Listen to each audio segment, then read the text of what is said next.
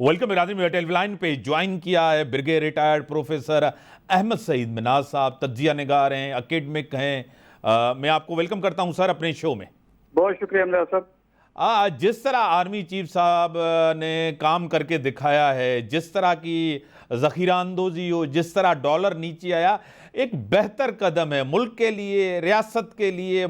और आपको पता है कि ये कंटिन्यू रहेगा या माजी में भी इस तरह रहा है कि पकड़ धकड़ होती है, फिर रुक जाता है, फिर वही जो है ना स्मगलर्स, आपको पता है ज़ख़ीरा अंदोज़ फिर ज़ख़ीरा कर देते हैं। क्या कहेंगे? जी इम्तियाज साहब, आपने कहा कि माजी में ऐसा होता रहा, लेकिन अब इसको जो SIFC के प्लेटफॉर्म से बेसिकली ये सारी एक्टिविटीज हो रही हैं, जिसमें आपकी इन्वेस्टमेंट लाने के लिए सारी तगोदो की जा रही है और उसको पार्लियामेंट की सारी सपोर्ट हासिल है। और दूसरा, इसमें जो भी प्राइम मिनिस्टर होंगे वो इसके चेयर होंगे और चारों चीफ मिनिस्टर्स हैं, आर्मी चीफ हैं, दूसरे मिलिट्री के और भी ऑफिसर्स हैं और जो फेडरल मिनिस्टर्स हैं वो सारे मौजूद हैं। तो एक किस्म का जो मिसाके मईशत की बात की जाती है तो इसी प्लेटफॉर्म से वो होगा। तो इसको लीगल और पार्लियामेंट्री कवर दोनों हासिल हैं और मेरा बिल्कुल ही ख्याल नहीं है कि ये आने वाली गवर्नमेंट या जो भी इलेक्शंस के बाद आएगी तो इसको वो खत्म कर देगी। उसकी रीजन बेसिकली ये है कि SIFC जो है स्पेशल इन्वेस्टमेंट फैसिलिटेशन काउंसिल है, इसका मकसद जो है पाकिस्तान में डोमेस्टिक और जो फॉरेन डायरेक्ट इन्वेस्टमेंट है उसको इन्हांस करना है, बढ़ाना है। अब बढ़ाने से पहले आपने लोगों के जो एतमाद है उसको बहाल करना है। बहाल करने के लिए जो इस वक्त ऐसी झोंकें जो चिमटी हुई हमारे माशी सिस्टम के साथ, उनको रिमूव करना जरूरी है, जो कि पाकिस्तान की मईशत का खून चूस रही हैं। तो इस सिलसिले के अंदर सबसे पहले जो एपेक्स कमेटी जो SIFC की है उसने आइडेंटिफाई किया कि आपकी जो होर्डिंग है, ये आपकी ज़ख़ीरा अंदोज़ी है, उसके साथ साथ आपकी जो डॉलर की स्मगलिंग है, ये मनी लॉन्ड्रिंग है, या आप जो दूसरे इस तरह की एक्टिविटीज हो रही हैं जिसमें स्मगलिंग भी शामिल है, तो इनको आप काबू करेंगे तो फिर आपकी इंडस्ट्री भी चलेगी और आपके जो लोकल इन्वेस्टमेंट या फॉरेन इन्वेस्टर्स हैं उन पर एतमाद भी बहाल होगा। तो इस सिलसिले के अंदर जो है अभी कार्रवाइयां जारी हैं और उसमें तमाम ऐसे जराइम पेशा नासिर जो कि इलीगली पाकिस्तान में रह रहे हैं उनके खिलाफ भी ऑपरेशन जारी है। और इसके साथ साथ आपने देखा हुआ टेलीविजन के ऊपर, मुख्तलिफ मीडिया चैनल्स के ऊपर भी कि जितने ज़ख़ीरा अंदोज़ी चीनी की स्पेशली हो रही है या कोई जिस तरह के आपके तमीराती जितने सीमेंट वगैरह इस तरह की चीजें जिन्होंने होर्डिंग कर रखी थी उन सब पे छापे मारे जा रहे हैं, उनको जो है पनिशमेंट के लिए उनको लॉ के अंडर लाया जा रहा है। इसके साथ साथ आपके जितने स्मगलिंग के जो रूट्स थे बेसिकली उसको चेक किया गया है और ये इसी चूंकि माफिया के खिलाफ एक्शन हो रहा है तो आपने देखा होगा कि तोरखम का बॉर्डर जो तकरीबन 10 दिन बंद रहा और वहाँ पे अफगानिस्तानी और पाकिस्तानी ट्रुप्स के दरमियान फायरिंग का तबादला भी हुआ। लेकिन अभी जो कॉन्फिडेंस बिल्डिंग मेजर्स हुए हैं उसके तहत दोनों तरफ से इस बात पे जो है वो एग्री किया गया है कि हम ऐसी किसी की एक्टिविटी में लीगली जो है वो कवर नहीं होंगे, शामिल नहीं होंगे कि जिसमें जरा भी शायबा हो के स्मगलिंग हो रही है।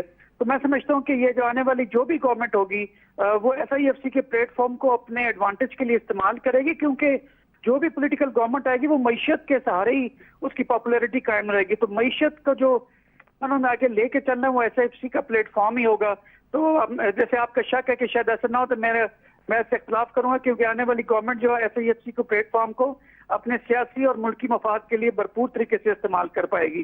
जी ब्रिगेडियर साहब, आपको खुद पता है कि पिछली गवर्नमेंट्स हो कोई भी हो, उनकी परफॉर्मेंस कोई बेहतर नहीं रही। उससे मुल्क को नुकसान हुआ है, अवाम को नुकसान। जिस तरह की महंगाई है, बेरोज़गारी है, अपने उरूज पर है। और जिस तरह प्लेजेस किए गए IMF के साथ, उसके ऊपर जिस तरह गवर्नमेंट ने उसके ऊपर अमल नहीं किया पिछली गवर्नमेंट ने, उसका भी बड़ा नुकसान होता है रियासत को। अब भी कमिटमेंट है कि इलेक्शन करवाए जाएंगे, नए मैंडेट के साथ नई हुकूमत आएगी, उसके लिए भी चैलेंजेस है, मुआशी है, वो भी एक बड़ी रकम जो है ना IMF से लेने जाएंगे। क्या कहेंगे? देखिए, इसमें कोई दो राय नहीं है। जब भी पॉलिटिकल गवर्नमेंट आती है तो उसके फिर स्ट्रिंग्स भी काफी अटैच होते हैं, उसको अपने पॉलिटिकल पॉपुलैरिटी जो है उसके लिए आपको मुश्किल फैसले करने में प्रॉब्लम्स होती हैं। इसलिए कह रहे हैं कि जो भी आपकी निगरान गवर्नमेंट है इसके अंदर ही आप ऐसी तमाम वो चीजें करें जो कि किसी के इसमें पॉलिटिकल स्ट्रिंग्स अटैच ना और माफिया के ऊपर आप खुलकर हाथ डाल सकें।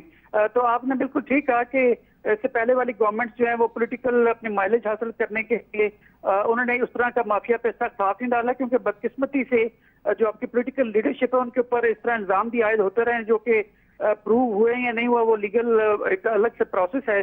लेकिन वो अटैचमेंट जरूर, एक स्ट्रेंथ जरूर लेते हैं पॉलिटिकल सिस्टम से। तो मैं समझता हूँ कि ये बड़ा किस्मती थी कि बजाय कि आप मुल्क के लिए सोचते तो पॉलिटिकल एडवांटेजेस के लिए सोचा गया, चाहे जिसकी मर्जी गवर्नमेंट हो। तो अभी जो आपकी निगरान गवर्नमेंट है जो कि टेक्नोक्रेट्स पर जर्नी मुश्तमिल है, तो मैं समझता हूँ कि उसके दौरान आप इतना एक्शन जरूर कर पाएंगे कि माफिया की आप सरको भी कर पाएंगे। और एक दफा माफिया का आपने गले से अगर पकड़ लिया तो आने वाली गवर्नमेंट जो है वो उस पर इतराज नहीं करेगी, तो उसको वेलकम करेगी, क्योंकि उसने पाकिस्तान को इस दलदल से बाहर निकालना है। हम माशी दलदल से बाहर नहीं निकलेंगे, अक़वाम है, कौम जो है, कमिटी ऑफ नेशन है, उसके दरमियान आप इज्जत पाकिस्तान की नहीं करवा पाएंगे।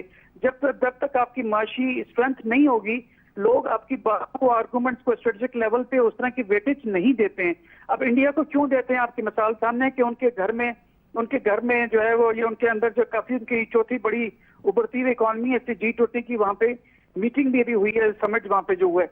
अब ये समिट होने का मकसद ये था कि इंडिया की इतनी बड़ी मंडी है कि जितनी यूरोपियन कंट्रीज हैं उनको वहां पे अपनी इंडस्ट्री से निकली हुई चीजें वहां खपत होते हुए बिकते हुए नजर आती हैं। तो लिहाजा वो जियो इकोनॉमिक्स जो इंटरेस्ट है वो सुपर सीड कर जाते हैं आपके जियो स्ट्रेटेजिक इंटरेस्ट को। तो इसलिए पाकिस्तान को माशी तौर पे जो है स्ट्रांग होना जरूरी है, जिसके लिए आपको पॉलिटिकली स्ट्रांग होना जरूरी है। तो मैं समझता हूँ आने वाली दिनों में जो भी पॉलिटिकल गवर्नमेंट आएगी वो इंशाल्लाह ताला इन चीजों का ख्याल रखेगी और पाकिस्तान को जो थ्रेट है डिफॉल्ट होने का, इससे पाकिस्तान को हमेशा के लिए से निजात दिलाएगी। आपने जिस तरह ब्रिगेडियर साहब कहा कि गवर्नमेंट के लिए सबसे बड़ा चैलेंज जो है आने वाली गवर्नमेंट के लिए मैशियत, आपको पता है कि निगरान से भी बड़े तवक्कुआत रखे गए थे, जिस तरह उसको एम्पावर किया गया था, अख्तियारात दिए गए ये आपके सामने, लेकिन इस दौर में भी आवाम को कोई रिलीफ नहीं हुआ, मुश्किलात में इजाफा हुआ है। जिस तरह पेट्रोलियम प्राइसेस है, इन्फ्लेशन है, जिस तरह गुर्बत की लकीर से लोग, तकरीबन 10 करोड़ लोग हैं जो गुर्बत की लकीर से नीचे जिंदगी गुजार रहे हैं, क्या कहेंगे? लेकिन ये सब जो आपकी निगरान गवर्नमेंट है, इसका प्राइमरीली काम इलेक्शंस को ऑर्गेनाइज करना और उसको अपने वक्त के ऊपर उनको ऑर्गेनाइज करना, उनको हेल्प करना है। इसका मकसद माशी स्ट्रेंथ को लेकर आना नहीं है। हाँ, ये जरूर है कि आप माशी फैसले जो पहले हो चुके हैं, ये SIFC के थ्रू जो एक गवर्नमेंट ने किए थे, उसकी कंटिन्यूटी को इंश्योर करें। तो आप अगर किसी निगरान गवर्नमेंट से ये समझें कि वो शायद पाकिस्तान की फॉरेन पॉलिसी के अंदर कोई मेजर चेंज लेकर आ जाए या आपकी इकोनॉमिक पॉलिसीज को रीशेप कर दे या उसको रीराइट कर दे, तो ये मुमकिन नहीं है। और वैसे भी अभी आने वाली जो भी पॉलिटिकल गवर्नमेंट होगी, इनके पास चूंकि गवर्नमेंट के पास उस तरह का पीपल मैंडेट नहीं है, तो मैं नहीं समझता कि वो इसमें कोई इस तरह की पॉलिसीज बनाएंगे। हाँ, वो ये जरूर करेंगे कि ऐसे फैसले करें जो कि बज़ाहिर मुश्किल हों लेकिन पाकिस्तान के हक में हो।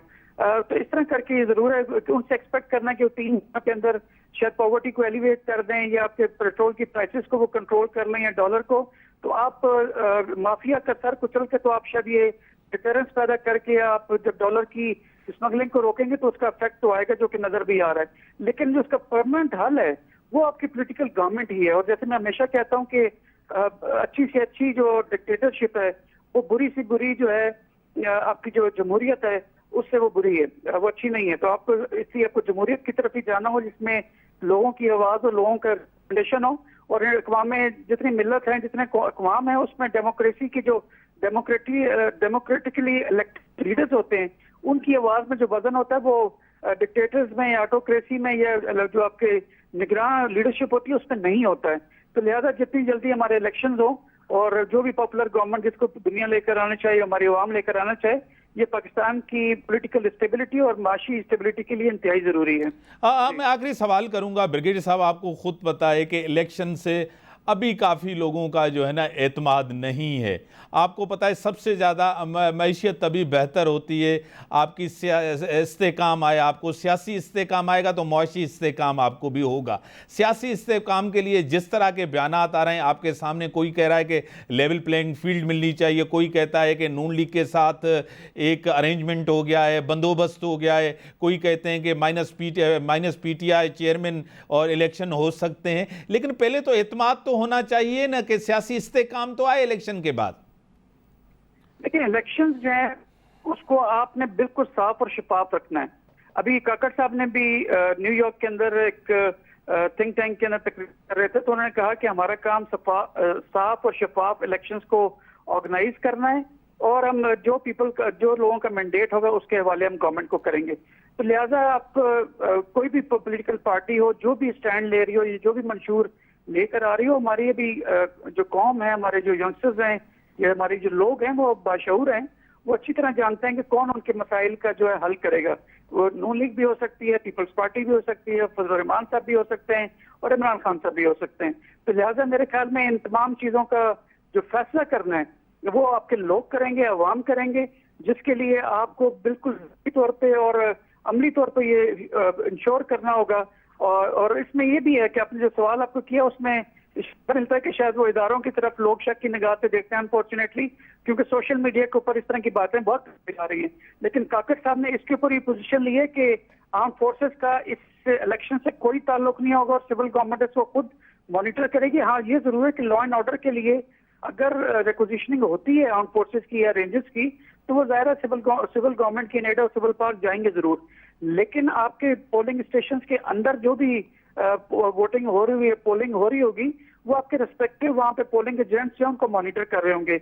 आजकल के दिनों के अंदर जब आपके हाथ में मोबाइल है और कैमरा चलते फिरते तमाम लोग की सहाफी बन चुके हैं, तो उस लिहाज से मैं नहीं समझता कि किसी किस्म की भी कोई जो है रिगिंग इलेक्शंस में वो जो है वो नजरों से बच सकती है कैमरे की आंख से। तो इंशाल्लाह ताला मुझे यकीन है कि इलेक्शंस फेयर एंड फ्री होंगे और जो हकीकी मानों में जो हमारे अवाम की नुमाइंदा जो भी जमात होगी, जो भी गवर्नमेंट बनेगी, वो हकीकी हमारे अवाम की नुमाइंदा होगी। और दुनिया को जब ये पता हो कि इनके पीछे अवाम खड़े हैं, तो वो फिर अपने जो फैसले करेंगे पाकिस्तान के मुतालिक, वो हमारी सॉवरेनिटी को टच नहीं कर पाएंगे। तो लिहाजा एक स्ट्रॉन्ग किस्म की गवर्नमेंट की जरूरत है जिसके पीछे हमारी पूरी कौम खड़ी हो। तो इंशाल्लाह मुझे पूरा यकीन है कि आइंदा आने वाले दिनों में जब भी इलेक्शंस होते हैं आपके ये जो मर्दमशुमारी के बाद, तो वो बड़े अच्छे रिजल्ट लेकर आएगी और पाकिस्तान बड़ी वाइब्रेंट कौम है, बहुत रेजिलियंट कौम है।